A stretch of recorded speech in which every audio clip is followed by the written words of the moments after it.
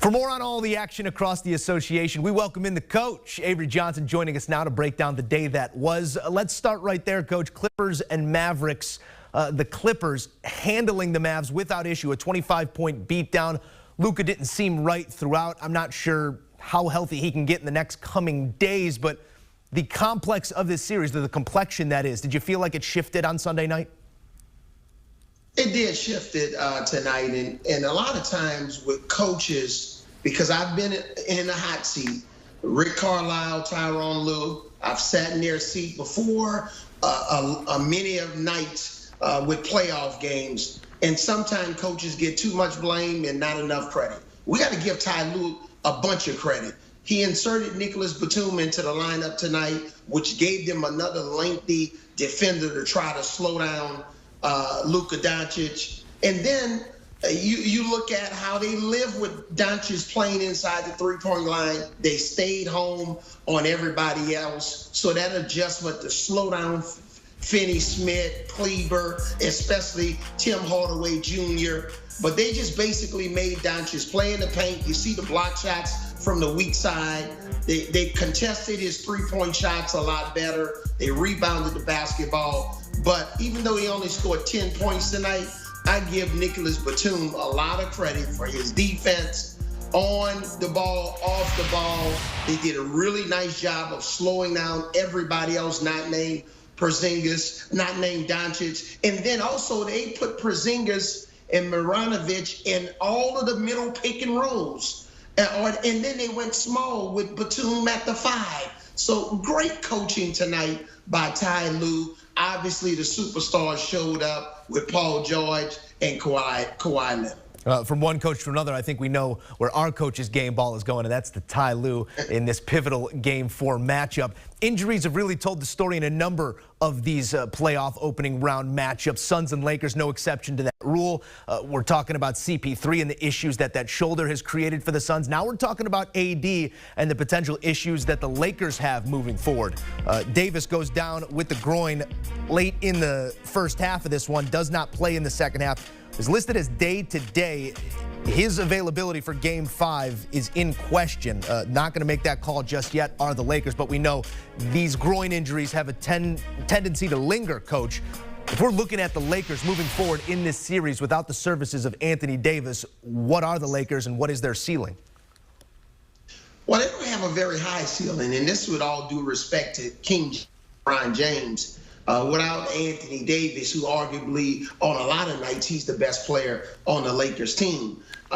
Even though LeBron James, with all of his exploits, with his passing ability, scoring ability, and all of his experience in multiple championships, but they need AD to be at his best, especially with the way DeAndre Ayton is performing for the Phoenix Suns. 14 points, 17 rebounds. He was a force on both ends of the floor. AD gives him another scoring threat, especially when LeBron James is getting double teamed, and he creates wide open shots for the rest of their team when Anthony Davis, when he gets double teamed himself. So without AD, it's going to be really an uphill climb. Somebody like Kyle Kuzma is going to have to play some incredible basketball and play above his ceiling for them to have an opportunity to play against a much hungrier, deep Phoenix Suns team, especially when Chris Paul is playing the way that he played today. He was back to the old CP3, which led them to have 5 guys in double figures in their starting lineup. So it's going to be an uphill climb if AD can't get back to being himself and play at 100% or close to being healthy in this series. I think before Kyle Kuzma's out there in the place of AD, and I don't think you're getting that sort of offensive output or the defensive energy that he brings to that team as well. We got to talk about the Nets and the Celtics. The Nets take the stranglehold on that series 3-1 after a convincing win behind 104 points from the Big Three. Coach, can we put any will they gel well together questions to sleep after this one? I've been saying this all along. These guys don't.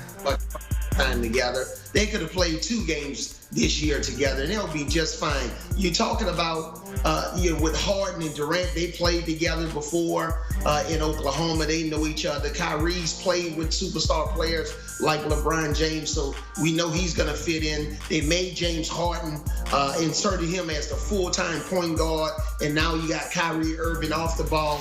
Kevin Durant is he's just amazing. The way he can score the ball so easily at all 3 levels. So again, I think in the first half, if Boston had 60 points, those 3 guys had 59 points. So they just need some help a little help from their teammates. But what an explosive offensive trio, and all 3 of these guys, with the way they can score the ball. All of them have 3-point range. They can pass, dribble, and shoot. There's nothing that any of these guys, these 3 guys, can't do offensively. So they're really fun to watch. A full-fledged problem for any and all comers. We got to talk about the other New York squad, the Knicks, that is. They suffer a loss here in Game 4 to the Hawks. The Hawks, in turn, take that 3-1 lead over the Knicks. The highest of highs, the lowest of lows, all in 1 week for Knicks fans. Coach, what would be your message to that fan base right now?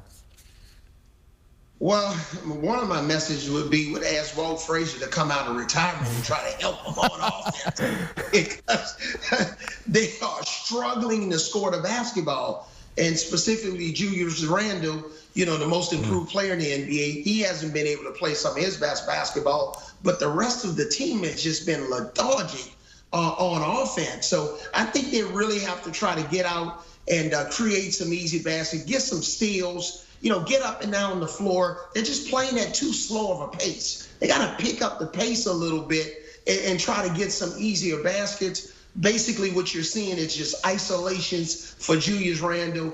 Give the Hawks credit. Nate McMillan, who would be in the Coach of the Year running had he been coaching the Hawks all year. But again, the Knicks fans, they got to show up, go crazy, try to really motivate their team, and more than anything, get the engine going on offense, because they're playing too slow, too methodical, too much half-court offense, and that's not going to be Ice Trae. Ice Trae, Trae Young is the real deal, and the rest of all those free agents that they signed in the offseason, the Hawks are really explosive offensively. He is Avery Johnson. He is perfect from the field, as always. We thank you, Coach. Thanks. All right, here's a look at the day ahead. Monday's NBA playoff slate, playoff time. Sixers 7.5-point favorites as they try and get out the brooms in our nation's capital. They take that 3-0 lead into the Wizards' home barn. That one coming your way from D.C. Total in that one, 230.5. Sixers heavy road favorites. Got a road favorite in the nightcap as well. The Jazz are going to take the 3-1 lead over the Grizz after dropping Game 1. The Jazz seem to have turned up the heat with the reemergence of Donovan Mitchell. We'll break it all down on HQ Pregame with all the winning picks and can't miss analysis. Want a sports network that delivers everything that matters about the game? The highlights, the picks, the instant analysis. No yelling, no fake debates, no politics. Hit the subscribe button and never miss a moment.